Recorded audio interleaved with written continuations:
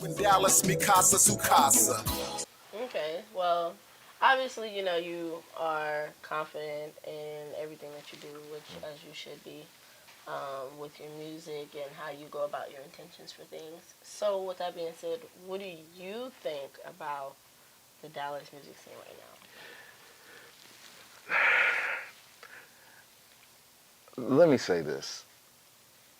I've been, and this is kind of going to be a convoluted thing that I'm about to say here. I've been around. I've been in Dallas. Dallas is my city. Let me say that first. I love Dallas, now? I was gonna Texas. say you gotta be careful in it because they try to cancel you for anything. I love Dallas. I love this. I love. If you listen to my projects, Dallas is all through there, right? Hmm. I think that Dallas, and I say this before, doesn't have a culture musically. And when I say that, I'll give you an example. When you think of, let's just say California, rap, what is the first thing you think about? And I'm not talking about an artist, I'm just talking about the things that go on there.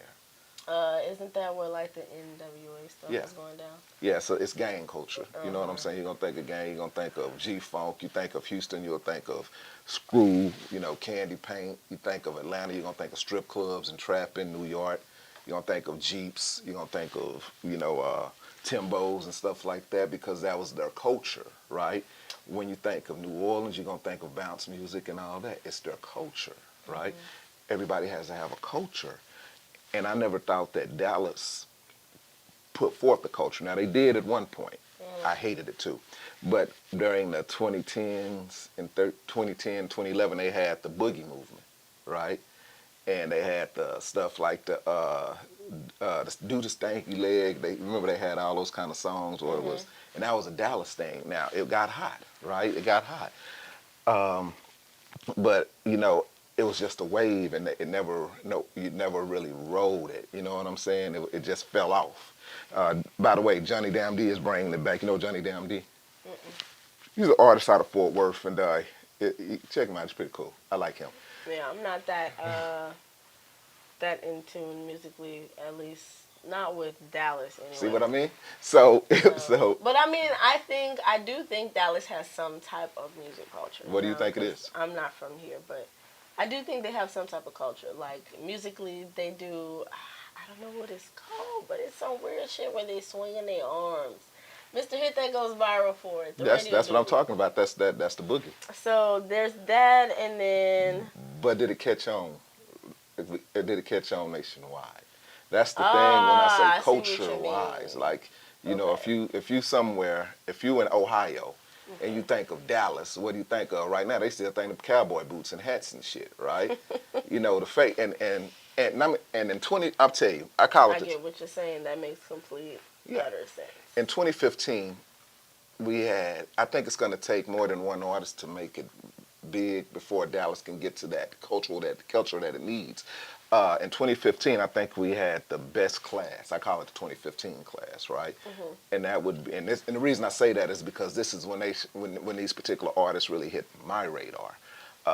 Yellow BZ, Mo 3, Trap, even Go Yayo. I just remember seeing these cats out with their mixtapes, the Trap and Design, all the mixtape series and all this, right?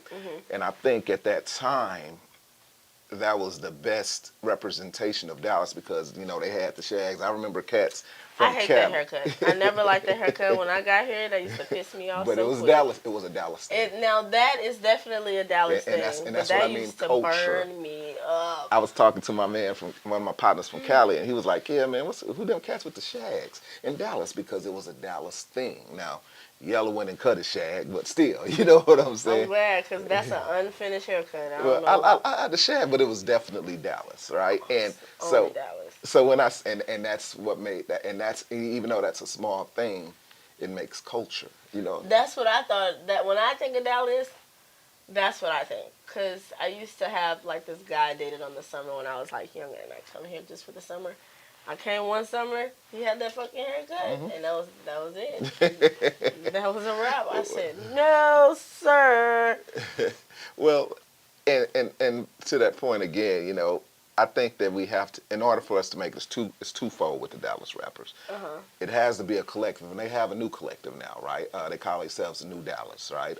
Z and Ardo, Montana 700, Head Honcho. I really like their movement, right? Because it's not just one of them, it's a few of them, and they are representing the culture in the right way, doing the music that they do, you know? But as far as me, hanging out with these cats, man, I say this. There is no such thing as a gatekeeper in Dallas, right? Because a gatekeeper can change a person's life. If it's somebody out there and they be like, hey man, they can make a call. Hey man, I like such and such. You need to check this out, to somebody who can say, okay, have signing power to get them signed and change that person's life. Nobody in Dallas, and if it is, forgive me, but you ain't showed the power yet. Ain't nobody in Dallas can do that. Now we have influencers. You know what I'm saying? Okay. We have a lot of influencers, and when I say an influencer, that would be a person that can go online and say, oh yeah, this is jamming, but they don't have the power to really change that person's life. You know what I'm saying? And that's why, like I say, I respect anybody that's doing their thing, but if we ain't elevating, then I don't feel the need to really be involved in that scene.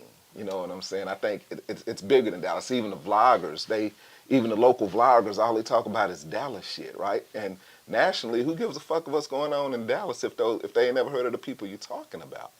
Well, I mean, with that being said, do you think, is there even anybody here you would collab with? Oh, well, sure.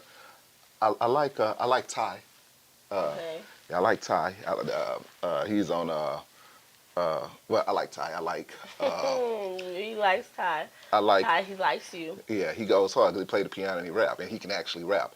I like my man Scratino, but he doesn't make the music that Dallas club would like, right? Okay. They try to call him backpack rapper. That boy go hard. I like Lil Ronnie. Lil Ronnie, throw that ass in the. But see, he's only known for that, right?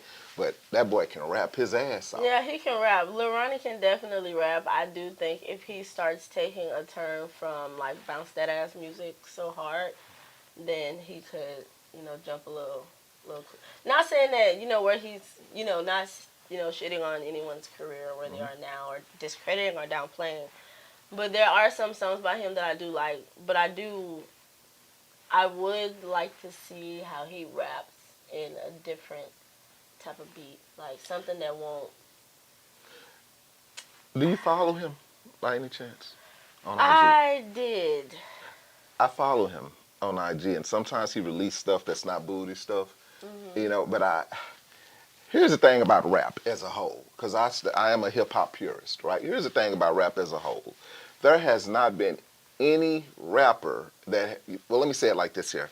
Unless you're a super mega star, right? Like Drake, you know what I'm saying?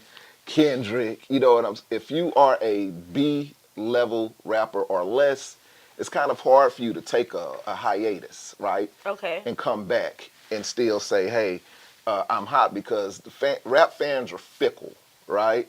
So I say that when you have that spotlight, you got to keep it, because if you don't, they're gonna say you fell off. Unless you are consistency is key. Consistency is key.